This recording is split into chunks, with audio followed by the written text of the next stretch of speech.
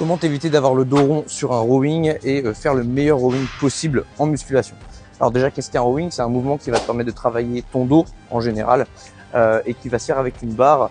Première chose, je te conseille, si tu peux, de placer une barre sur un rack comme ceci si tu as la place, sinon tu mets ta barre au sol directement. Ensuite, deuxième conseil, c'est d'avoir des chaussures plates. Je te conseille tout ce qui est Converse ou même de faire pieds nus si tu peux le faire en salle de sport pour que tu sois le plus stable possible et que tu n'aies pas cette sensation de partir en avant avec des semelles. Une fois que tu as ta barre, tu vas venir la prendre un petit peu plus large que tes hanches et placer tes pieds bien parallèles, très important, bien parallèles et largeur de hanche. Une fois qu'ils sont largeur de hanche, tu vas venir me déverrouiller tes genoux dans cet ordre-là.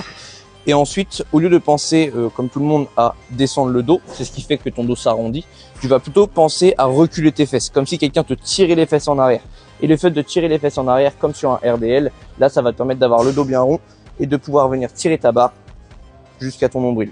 Dernier tips, je te conseille d'utiliser des sangles de tirage comme ceci pour limiter l'intervention des avant-bras. Si tu as des questions, n'hésite pas à me les mettre en commentaire. Pense à t'abonner pour plein d'autres vidéos. Ciao.